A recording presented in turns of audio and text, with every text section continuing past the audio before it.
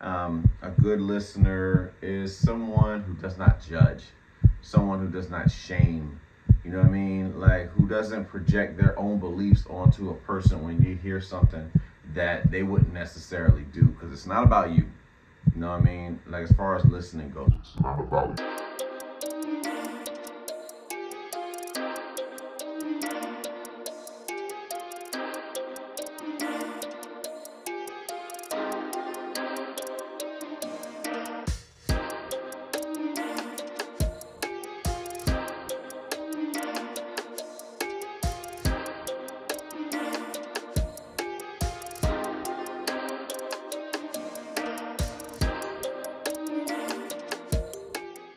All right. So, what TV character did you look up to the most? Uncle Phil. Period. Point blank. Family man, wealthy man, rich man. More so rich. I don't think they were more rich. No, no, wealthy because Carlton and them had trust funds. But I really did look up to Uncle Phil's character, played by the late James Avery. Rest in peace to James Avery.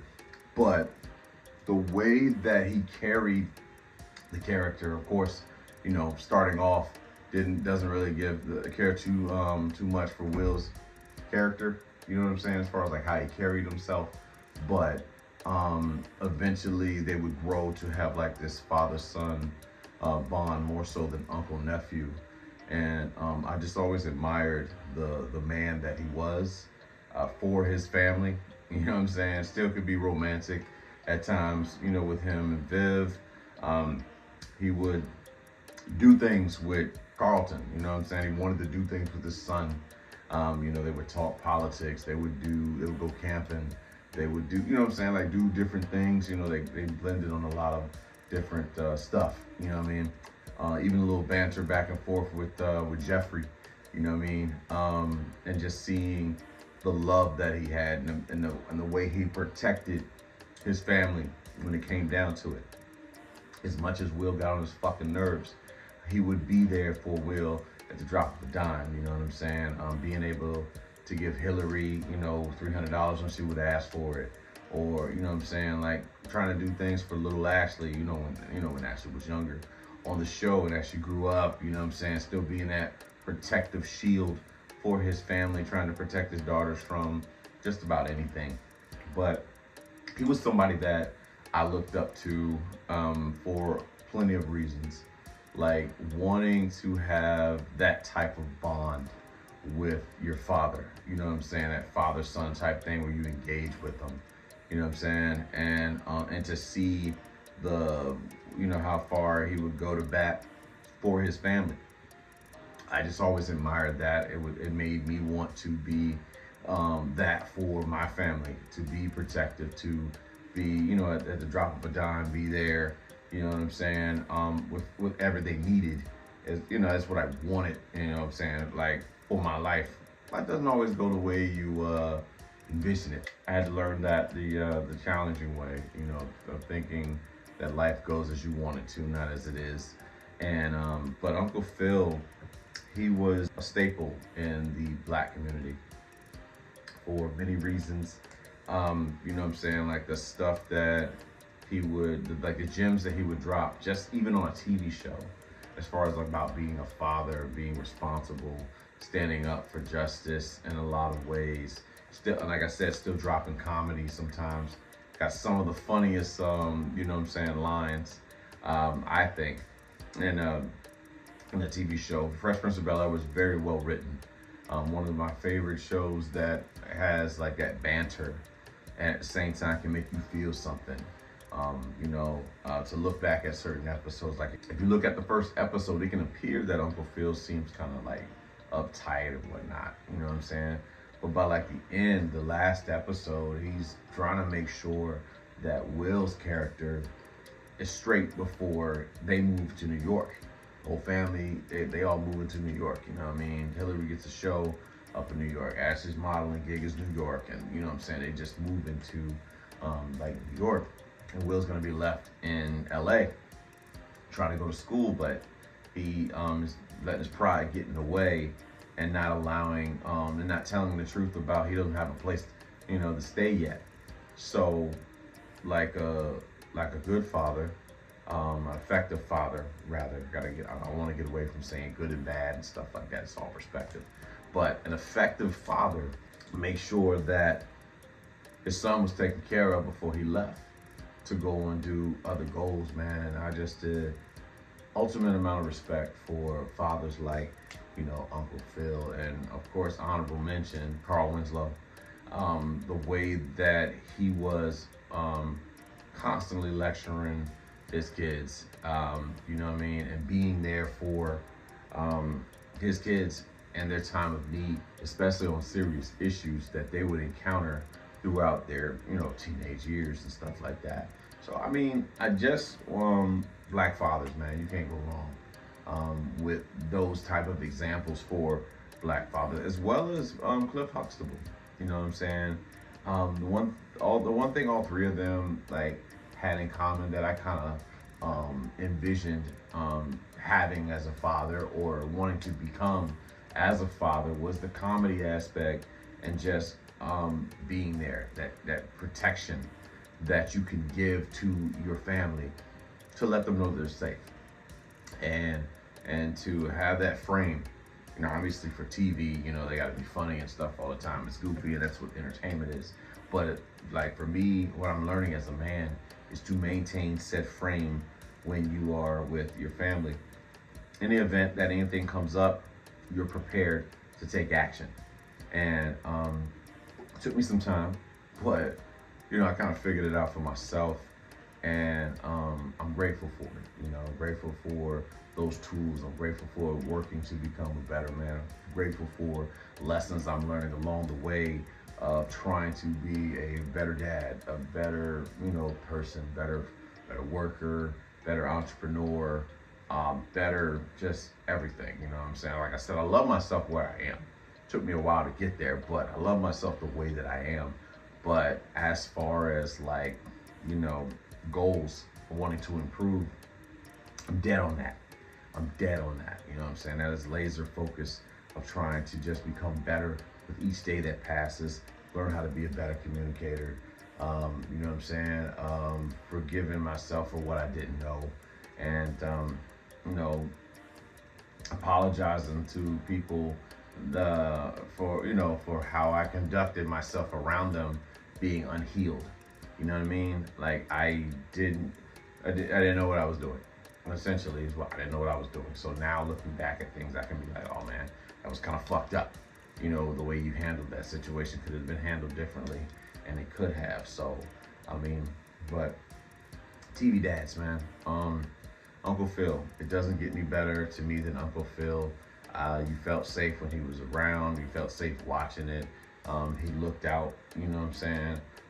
Worked in the justice system, tried to make the justice system better. Got caught up in the politics a little bit, but all in all, man, a family man. Loved doing things with his family. And, who can blame him? Family makes it worthwhile. When you got a family that likes to do shit together. So it's like, seeing that is it's like wishful thinking, if you will. But you can't control other people's traumas, and they got to be ready to admit that those traumas even exist for you guys to even move forward. You know what I'm saying? Like, but all in all, love your family where they are. But the TV character that I looked up to the most was definitely Uncle Phil.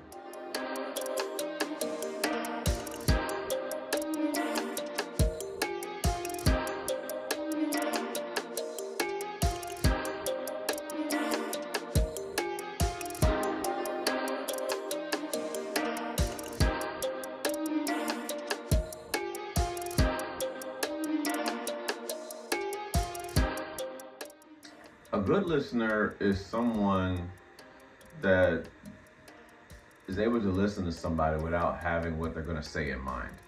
You know what I mean? Like you're not already preparing your response, like listening to understand versus listening to reply. But a good listener knows how to ask the right questions, right? To pertaining to what you're talking about. And it took me a while to get here. as far as communications go, because I thought that I knew everything and I wanted to solve every problem. And it was really just me trying to validate my own ego of knowing something. You know what I'm saying? But it's not about being a know-it-all. It's about listening, like truly to what that person is saying. They may not even need advice. I just want you to listen. You know what I'm saying? Just like being there to just listen to what a person has to say, and and if they ask for advice, then be prepared to offer whatever it is based off what that you can give to said person. A good listener is someone who does not judge, someone who does not shame. You know what I mean? Like, who doesn't project their own beliefs onto a person when you hear something that they wouldn't necessarily do, because it's not about you. You know what I mean? Like, as far as listening goes, it's not about you. And that was a very, very big lesson that I had to learn for myself when I would listen to friends, family, whoever, and I would project my shit onto them, and from time to time I may still do it, but I'm more conscious and aware of the fact that I do it. So I'm like conscious when I'm talking, or rather listening to you, that I don't do that. You know what I mean? So I want to just do the best that I can to be the best therapist, as far as listening goes. And I'm not by any means claiming any, what I'm saying, like the people that have actually put in the work, spent all those years to become therapists. I just want to be able to listen the way that a therapist can listen, using their skills applied in conversation. The objective to me as a good listener is to remove the suffering from the person that's talking to you. So when they're talking to you, are you listening, or are you waiting to reply based off of your own validation of your ego? It's a question. And I had to ask myself this question many times. And but being a good listener, be present, do your best to not be on your phone. Make sure you make good eye contact, right? Lean in when they're talking to show your interest. You know what I'm saying? Just it's helpful. You know what I'm saying? When you see somebody lean in, it's just something that I've learned from like reading books on how to become, how to influence people, how to win friends and influence people by Dale Carnegie. You know what I'm saying? Like various books and communication like skills, TED Talks on communication be very helpful as far as like how we are to conduct ourselves when we're in conversation with people. And it's a learning lesson. You know what I mean? I'm sure some of us have a tendency to cut people off while they're talking over them, trying to be heard. And it's not really about you. It's about the person that's talking to you. You know what I mean? Like you're there to listen to them, to remove the suffering, period. To me, that's what it is for me. When my friends, family, co-workers, customers, whatever you want to call it, when they're talking, I want to be able to just listen so that they can remove whatever it is that they have to share, and then ask the right questions in hopes that it helps them make better decisions. Ask questions so that I don't have to solve it. You know what I'm saying? So like being a good listener takes a lot of patience, really. It takes a lot of patience to not make things about you. It's very imperative that you do not make anything about you when you are listening to somebody talk. You know what I'm saying? Let's say you have a disagreement with whoever, friends, whoever. Like listening to them in a way that you don't take anything personal, you don't make anything about you, you don't take offense to what's being said. Things tend to work out a little bit better that way. At least for me, at least what I've seen. And trying to be, like I said, a better listener. And working each day, each conversation that is had through text message, you know what I'm saying? Like being able to ask the right questions is very key. But being very mindful as a good listener not to be a good shoulder to cry on all the time.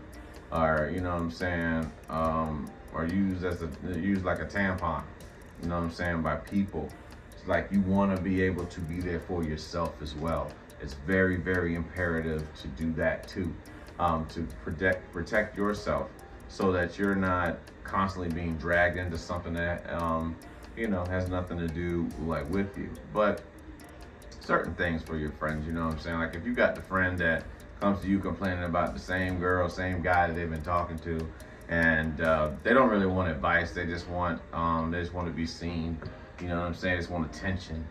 Then you got to be very mindful if you want to continuously have these conversations with this person who you know is going to go back to the motherfucker that keeps inflicting pain onto them, and they just stay there because it's familiar.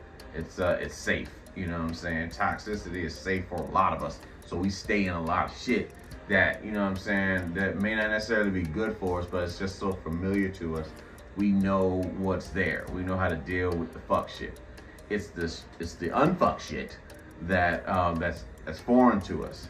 So like when we get something that maybe that's good for us in conversation, a person that's actually nice to us, we don't know how to accept it. So we push it away so that we can go back to the fuckery. Maybe that's just my life. You know what I'm saying? But I'm sure that you guys watching this can relate to it as well. But a good listener know how to listen without judgment, listen without shaming, listen without pointing fingers. Just listen, right?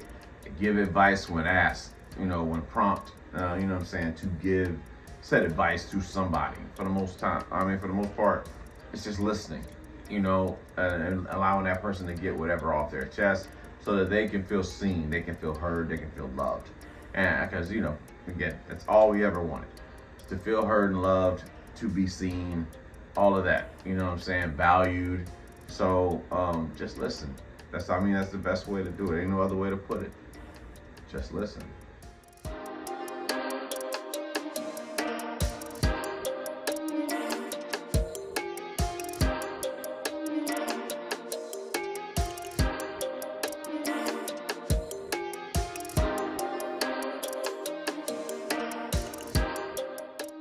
What fact do you wish you had never learned? You have no control over other people's actions. Yeah. You have no control over another person's actions. The only thing that you can control is you. How you respond to things, you know what I'm saying? What you allow to get to you. That's where your power is, you know what I'm saying? That's the Stoicism 101. By the way, Marcus Aurelius in Meditation speaks on this shit, where the only thing that we have control over is our response to things. You know what I'm saying? The way we see things, everything is nothing greater. There's no greater power outside of us, for us. You know what I'm saying? Like we determine what gets to us. We determine if we're offended. If we're, you need my permission to offend me. So if I'm giving you that power over me, I am now a slave to you, that you can manipulate the way that I feel about something, when truthfully, I'm in control of as far as how I feel on something. Doesn't matter what harsh shit you say. If I don't, either it's the truth or it's nonsense. And if it's the truth, why be upset? And if it's nonsense, why be upset? You know what I'm saying? But we don't think about that when things happen. We're so programmed to respond with retaliation with our ego versus using stoicism to kind of counteract what is being thrown at us. And Buddha, one Buddhist teaching is like, if somebody gives you a gift and you don't accept it, they have to take the gift back, so you can use anger as a tool with that. Let's just say someone is giving you, they talking shit to you. They're trying to get a rise out of you. If you don't respond to it, it goes back to them. It really is a boomerang effect. It falls right back to them. It has nothing to do with you. You can smile in the face of adversity. You can smile in the face of ignorant ass people, and you don't take things personal. But it takes work to do that. You know what I'm saying? To be present, to not get triggered and go back to the past, like some of us tend to do when people when we engage with folks. You know what I'm saying? That we find to be triggering. You have no control over over anyone but you. Like that's the real deal. That's true. That's real shit. That you do not have control over anyone but yourself and how you respond to things. And that's a powerful thing, and that's where all your power lies, and your mind. You have control over your mind. You control what gets to you. You control, like, if you're offended by something. You control if you're going to be in a good mood, if you're going to be happy. No one can make you fucking happy. They can contribute to your happiness, but no one can make you happy. You have to decide. I can give you all the gifts in the fucking world, and you still can be upset, depressed, down about something, because it's all about you and how you view things. You know what I mean? Like, happiness is it's just a journey. You know what I mean? Like, the journey is in, like, bettering yourself each day. Finding a way to better yourself each day is where you're going to find happiness. It's not even really something you find. It's just something you create. You have to make a choice that happiness is, you're just going to have happiness. You know what I mean? Like, looking for happiness, looking for a soulmate, and all that other shit that they program us to believe like we're incomplete, is going to leave us depressed and miserable when you're fine just the way you are. And, like, if you choose happiness, you attract happiness. You know what I'm saying? Like, that's the secret that is not really, I don't believe is really put out there for us to know, that we're choosing our life. You know what I'm saying? We're choosing these decisions. We're making these decisions as far as what we want in our life and what we're going to do with our life. No, we're grown now. Most of us, that are watching this thing, you know what I'm saying? Like, some might be some kids watching this shit, but, like, we're grown. So we choose the life that we want. There's no relying upon our parents. Our parents are no longer responsible for us. We make these choices. Every decision we make, we have to live with. You know what I mean? Like, our parents aren't coming to clean shit up. They're adults. They've been masquerading like they knew what the fuck they were doing. And when we got older, we realized that they really didn't know what the fuck they were doing. And they just gave us the best of what they had. And that's something for us to be grateful for, because it could have been a hell of a lot worse. I know it was worse for some of us, but it could have been a hell of a lot motherfucking worse. But, like, having that power in your mind, that you have control over your mind and everything, is tremendous power. Like, not allowing someone to get to you, using your emotional intelligence, being aware of your thoughts, controlling your thoughts. Whenever you have a negative thought, replace that shit, like, immediately. You know what I'm saying? Don't dwell on it, because you are not your thoughts, and it can shift the way you feel about something. And it's usually, like, in most cases, it's not the action. It's not the action that hurts us. It's our thought on the action. So the best way to live, if you can do it, because it's a challenge, is to not have a fucking thought on the shit. Just let shit happen. You know what I'm saying? Like, let's just say you call somebody, right? And you know how you call somebody, that shit you get one ring and it goes straight to voicemail. It is not it is not wise, you know what I'm saying, for you to assume why that person declined your call. You don't know what the fuck is going on. You know what I'm saying? But some of us make it about us, and we be like, oh, okay, they ain't fucking with me, or whatever. However we feel about ourselves is what we're projecting onto that person, versus, like, that person may really have some shit going on, and they're not able to attend to that phone call with me at the moment. So, that's just one example of things that go down when, somebody's going through something, but our ego gets in the way and we make shit about it. Oh, okay, they ain't talking to me. Or even if they don't answer our call, and then, like, they answer another person's call that we know, it's not for us to make, an assumption as to why they answered them and not me. Until they're ready to talk about it, it doesn't make sense for us to assume shit or feel like, there's an issue going on. It's like, all right, they just didn't answer my phone call. It's that, you know what I'm saying? So it is what it is. No assumptions, don't take anything personal. Always do your best and be impeccable with your word. 4 agreements right there. But that fact, you only have control over you. And it's a very, very powerful statement. It's a very, very powerful thing that we possess as humans, that we are not in control. I'm not able to control my exterior. I'm only in control of my interior. The mind. I'm controlling what gets to me. I'm controlling when, you know what I'm saying, I choose to be happy. Anger is a choice response.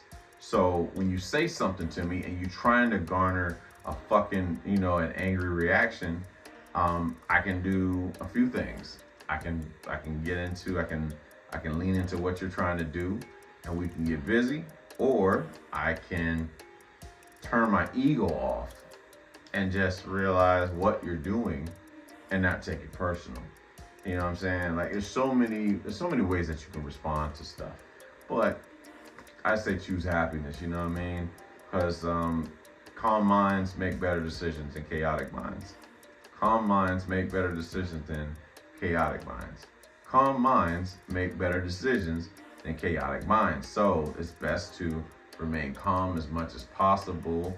Like when you're dealing with shit, do not allow a person to get you riled up emotionally, because now you become their fucking slave. They can do whatever the fuck they want to do. If they know that they can get to you emotionally, they can control you. You know what I'm saying? Easily offended, easily manipulated. 101. Yeah, easily offended, easily manipulated, 101. Right there. So learning to control your emotion, learning to control the way you see things, becoming stoic, men becoming masculine, women still remaining feminine, but also being in control of their emotions. They're not projecting their insecurities onto people around them. They're not making people responsible for their happiness. Like they're just living life, you know what I'm saying? And it's like there's so much respect that goes to the grown folk and even the young folk if they're able to manage their emotions, not project that onto others, and so forth. Become effective citizens in our society without creating chaos, if you will. So it's like learning to be calm. But the power that we're talking about is that there's nothing greater outside of you. You create your own choices in this life, and you have no control over what anybody else does. You only have control of you.